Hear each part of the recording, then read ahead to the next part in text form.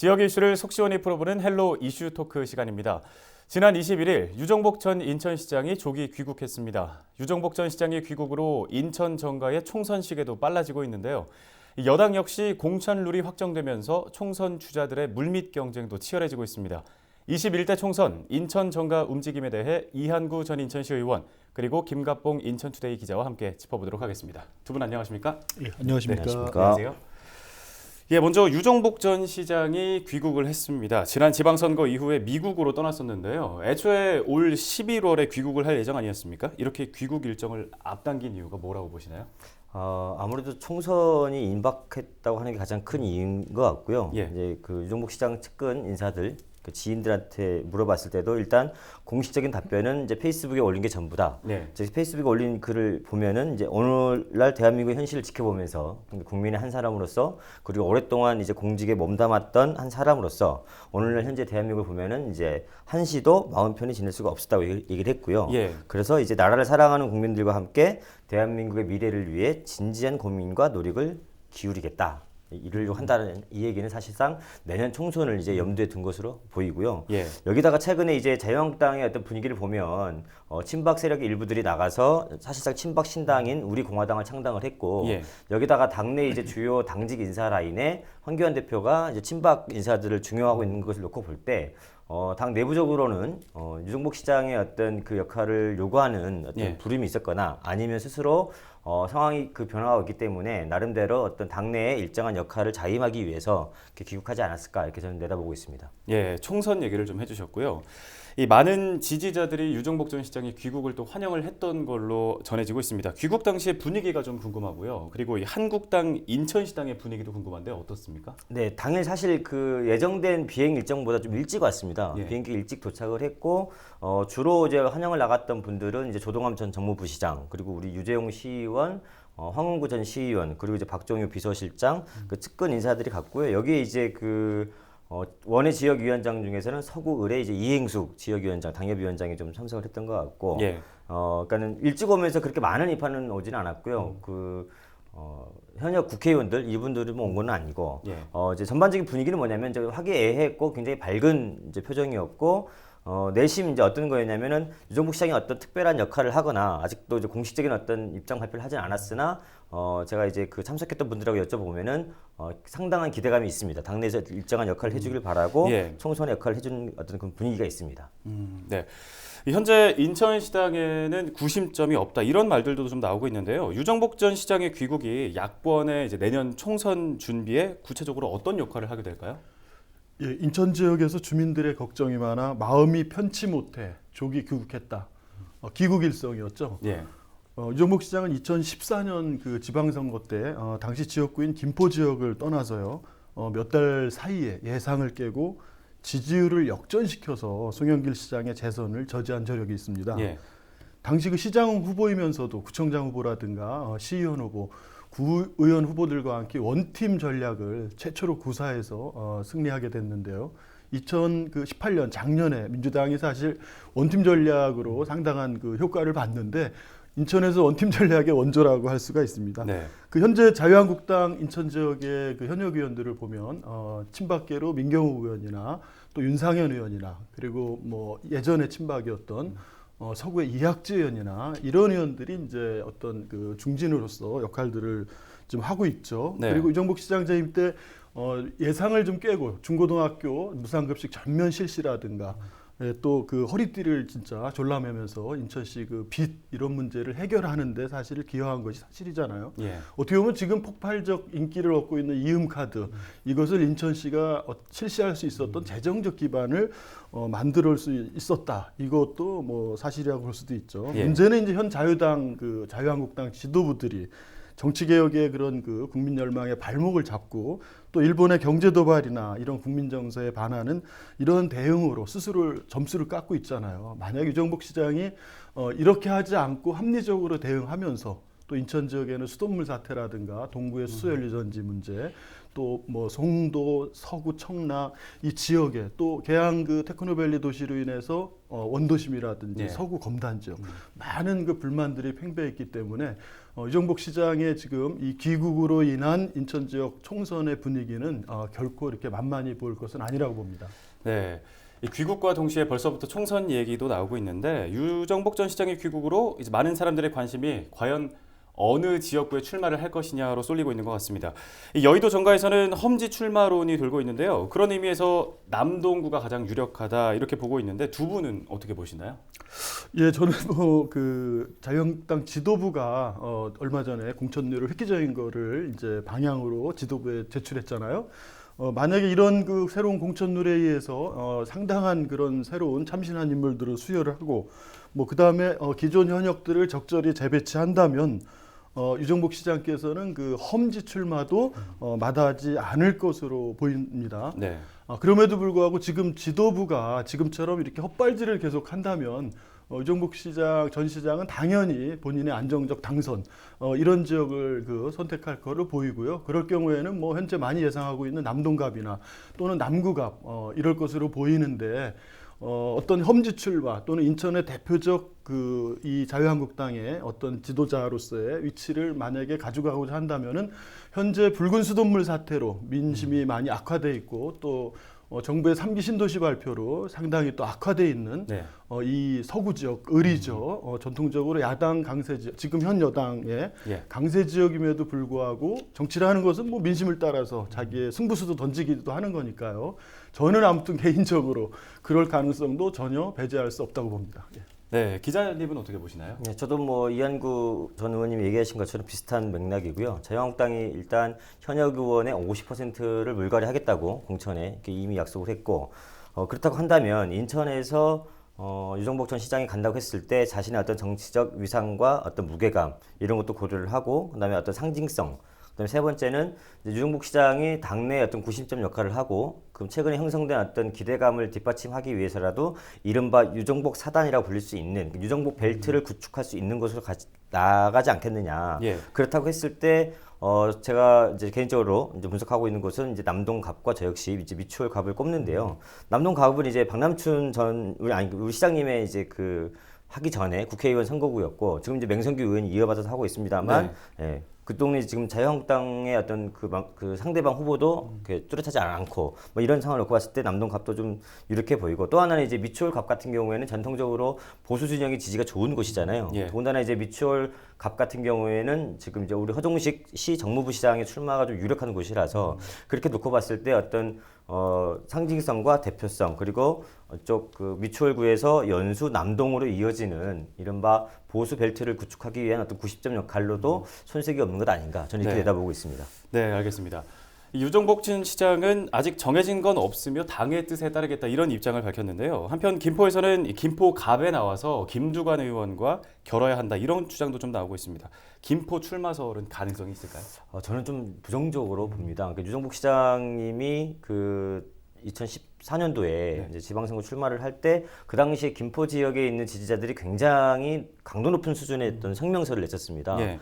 버리고 갔다고 철새 정치인이라고 이제 비난을 받았고 그리고 유정복 시장은 오실 때 인천으로 올 때 인천에 이제 뿌리를 내리겠다 그런 이제 각오로 왔는데 여기서 다시 김포로 간다고 한다면 기본적으로 정치라고 하는 것은 대의와 명분이 있어야 되고 그 다음에 자기가 내뱉은 말에 대해서 책임질 수 있어야 되는데 만약에 그렇게 다시 이걸 번복을 하게 되면 정치 생명에 엄청난 타격이 올 것이기 때문에 예. 인천에 아마 뿌리를 내리지 않겠느냐. 그리고 이미 이제 김포는 인구가 늘어나면서 본인이 이제 그 사실상 국회의원을 했던 곳은 김포갑인데 예. 여기는 이제 홍철호 의원이 이미 이제 그 기반을 다진 상태고요. 이제 김포 을이 김두관 의원인데 여기는 이제 김포 한강 신도시라서 젊은 층의 인구 유입으로 제가 봤을 때 오히려 인천에 나가는 게 더 유리하다고 봅니다. 네, 의원님은 어떻게 보시나요? 예, 저도 뭐 가능성이 없다고 봅니다. 이미 김포를 그 떠났고요. 정치권에서 그 수도권이 갖는 상징적인 어떤 이런 게 있죠. 예. 근데 서울과 경기도 같은 경우는 사실 여야 모두 대권 후보들이 미리 이런 총선에서 각축전을 벌여오는 이런 양상들을 보여온 건데 인천 또한 수도권의 한 부분으로서 전국 선거의 이 바로미터가 되는 지역이기도 하기 때문에 예. 인천에서 자유한국당이 뚜렷하게 이 총선을 이끌 마땅한 대안이 없는 속에서 이 유정복 전 시장이 귀국했기 때문에 사실은 인천에서 그 승부수를 낸다고 보고요. 또 현재 거론되고 있는 유정복 시장이 인천으로 옮기기 전에 거주했던 고촌이죠. 예. 그 지역구에 김두관 이제 의원께서 이제 그 지역이잖아요.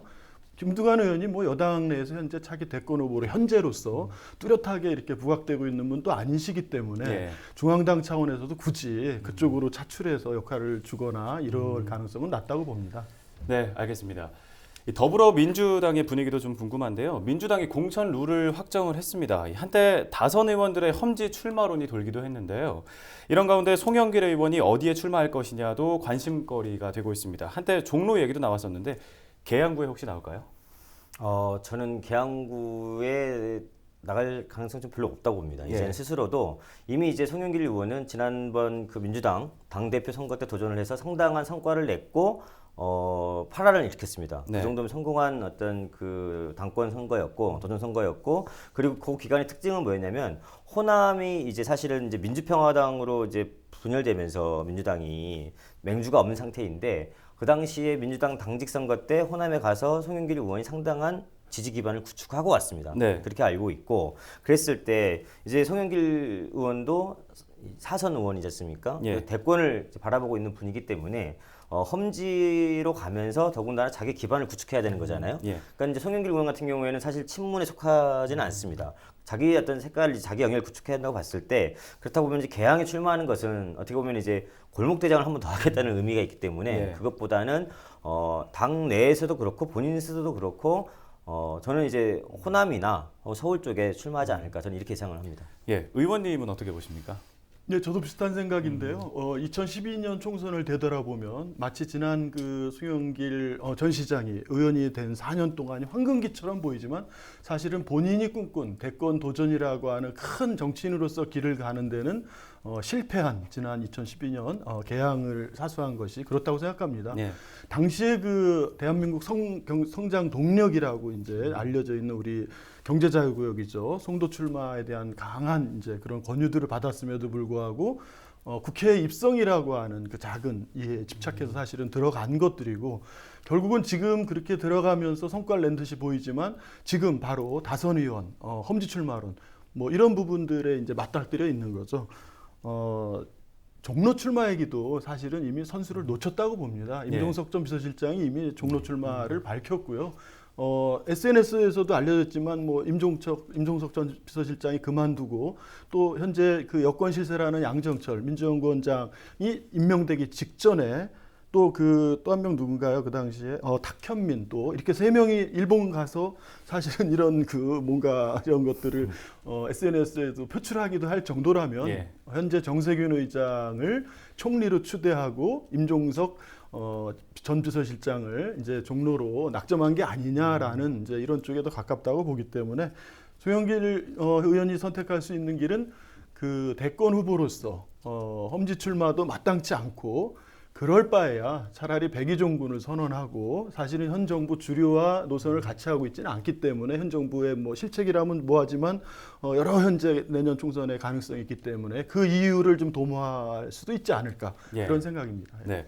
이 한편 유동수 의원 이야기로 좀 넘어가 보면요. 유동수 의원의 경우에는 재판 청탁 의혹을 또 받고 있습니다. 판결에 따라서 의원직을 상실할 수도 있는 상황인 건데요. 두 분 어떻게 보십니까? 먼저 의원님부터. 예. 현 정부로서는 아마 가장 곤혹스러울 겁니다. 재판 거래라고 하면 그 책임이 자유한국당이나 전 정부 이 네. 고위직에 관련이 있음에도 불구하고 제일 먼저 언론에 공개된 것이 이제 아쉽게도 유동수 이제 의원이셨죠.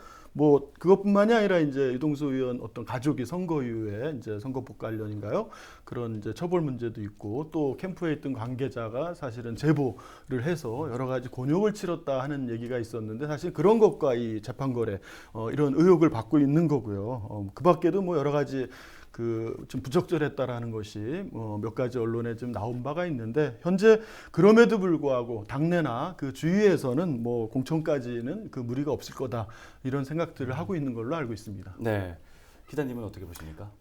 이 이른바 재판 거래 그 당시에 이제 인천에서 2명이거든요. 우리 유동수 국회의원하고 홍일표 국회의원인데 이제 유동수 의원은 이제 공직선거법 위반 혐의였고 예. 홍일표 의원은 이제 정치자금법 위반 혐의인데 유동수 의원은 일단 확정 판결을 받은 상태죠. 90만 원으로 이제 그 의원직 유지 판결을 받았고 홍준표 의원은 이제 재판이 진행 중인데 두 사건에 대해서 이제 그 사법농단으로 구속된 이제 법원 행정처의 이제 임종원 전 차장이 사실상 어떤 재판 대응 전략을 짜준 것 아니냐 이제 이 의혹이 제기됐고 이걸 이제 검찰이 들여다보고 있는 과정이지 않습니까? 그렇다고 하더라도 이미 공직선거법으로 2심에서 확정 판결을 받았기 때문에 지금 상고가 진행 중인 상황이 아니라서 예. 검찰이 공직선거법과 관련해서 특별한 추가 혐의를 발견하지 않으면 저는 이제 의원직 유지라든지 이런 데 큰 무리가 저는 없을 거로 저는 보고 있습니다. 예. 네, 저는 네. 네, 지금까지 송영길 의원 그리고 유동수 의원을 먼저 짚어봤는데요. 이 두 의원과 함께 총선 주자로 거론되는 인물이 박형우 계양구청장입니다. 3선 마지막 임기인데다가 이 지역 기반을 탄탄하게 다졌다 이런 평가를 받고 있는데 과연 구청장직을 사퇴를 하고 총선에 출마를 할 것이냐 역시 관전 포인트가 될 수 있겠습니다. 문제는 이 사퇴를 할 경우에는 공천 룰상 감점을 당한다는 점인데요. 과연 감점을 감내하고서라도 이번 내년 총선에 도전을 할까요? 예, 뭐 그럼에도 불구하고 저는 뭐 지역에서 유동수 의원이 이제 각종 구설수로 공천을 받냐 못 받냐 이런 얘기도 있었고요. 그럴 때마다 이제 박 청장께서 이제 마지막 임기이기 때문에 출마하지 않겠냐라는 얘기가 있었고 최근에는 이제 송영길 의원이 이제 험지 출마, 다선 의원 이런 부분으로 인해서 개항을 출마 이 소문이 있는 것도 사실입니다. 예. 뭐 박형우 청장께서 2022년 이제 3선 임기가 끝나면 67세이신데요. 그동안 사실 한 20년 동안 민주당 내에서 그 송영길 의원 쪽, 소위 박형우 청장 쪽이 내부 경선을 거치면 거의 박형우 청장이 이기는 이런 그 탄탄한 조직력을 갖고 있는 게 사실이거든요. 저는 그럼에도 불구하고 이런 문제보다 며칠 전에 아주 재판에 의미 있는 판결이 나온 게 있습니다. 계양구 그 총서행정, 계양구청과 이 분뇨정화조 처리 업체들의 결탁에 의한 이 부당한 행정에 대해서 지난 7년 동안 맞서온 민원인이 며칠 전에 민원인의 그런 여러 가지 주장들이 거의 사실에 가까운 재판부가 이것을 인정한 판결이 나왔고 또 하나는 그 언론에도 여러 차례 비친 서운 산단에 대해서 지금 경찰청에서 수사하고 있는데 그런 부분들이 사실 어떻게 불똥이 튈까도 매우 주목되는 부분이고요. 뭐 네. 그런저런 문제 때문에라도 저는 출마 쪽에 더 비중이 있지 않을까 그렇게 생각하고 있습니다. 예. 네, 기자님은 어떻게 보십니까? 저도 마찬가지 비슷한 입장이고요. 송영길 의원이 아마 타 지역으로 출마를 하게 되면 아마 노려볼 만하지 않을까. 그리고 마찬가지로 최근에 그 우리 이한구 전 의원이 말씀하셨는데 계양구 정화조 비리 사건이 이제 수면 위로 본격적으로 올라왔단 말이죠. 그러니까 정화조 비리 사건을 계양구가 특정 업체에 특혜를 줬고 거기다 그것도 모자라서 이 행정적 위반을 하더라도 비호까지 해주는 이 사실이 이제 법정에서 증거자료 드러나면서 이제 본격화될 예정인데 이 행정에서 과연 박형우 구청장이 자유로울 수 있느냐 그게 이제 관전 포인트가 될 것 같고요. 제가 보는 이제 그 출마 관전 포인트 제가 봤을 때는 우리 송영길 의원이 나가고 나면은 박형우 구청장뿐만 아니라 제 옆에 앉아 있는 우리 이한구 전 시의원님도 출마 이 대상에 오르지 않을까 저는 이렇게 내다보고 있습니다. 네, 알겠습니다. 또 한 명의 총선 유력 후보가 있죠. 바로 홍미영 전 구청장입니다. 부평 갑과 부평 을 중에는 어느 지역으로 출마를 할 것 같으세요? 저는 그동안 사실 홍미영 전 청장님은 부평 갑 쪽에 계속 공을 들여왔고요. 그리고 부평 갑의 이제 지역위원장은 이제 이성만 위원장이 하다가 지금 이제 저쪽 송도 SPC 대표이사로 갔고 다른 분이 하고 계시는데 여전히 사실상 그 실제 지역위원장 이성만 위원장이라서 이성만 지역위원장도 홍미영 청장하고 이런 그 경선을 좀 염두에 두고 있었거든요. 그래서 봤을 때 이제 을보다는 갑 쪽을 염두에 두고 있었는데 여전히 이제 여성 출마에 대한 가산점, 여성 정치인에 대한 가산점을 염두에 두고 있지만 최근에는 사실 또 지켜봐야 되는 거는 청와대 비서실 들어간다는 얘기가 있고 또 하나는 입각설 얘기가 있습니다. 아직 이게 마무리되지 않았기 때문에 그 국면이 좀 일단락 돼 봐야 부평 어떤 그 총선 판도를 좀 예측하는 데 더 구체적일 것 같습니다. 의원님은 어떻게 보시나요? 네, 저도 그 김갑봉 기자님 생각과 좀 비슷하게요. 부평 그 을에서 홍영표 의원과 그동안 불화설이 있었던 것도 사실임에도 불구하고 뭐 홍미영 청장님은 다 아시는 것 같이 인천에서 이 노무현 대통령을 최초로 앞장서서 이렇게 경선 때 지지했던 오리지널 뭐 친노이기 때문에 지금 당청에서 홍영표 의원과 또 홍미영 청장 간의 이런 부분을 조정하지 않을까. 그렇게 볼 때는 뭐 을보다는 갑으로 어떤 더 선택의 어떤 폭이 가깝지 않을까. 뭐 저는 그렇게 한번 생각을 해보고 있습니다. 알겠습니다. 인천 지역 전개를 두 분과 함께 짚어봤습니다. 두 분 말씀 감사하고요. 오늘 이슈 토크는 여기에서 마치도록 하겠습니다. 두 분 감사합니다. 감사합니다. 네. 네, 헬로 이슈 토크 오늘은 여기까지입니다.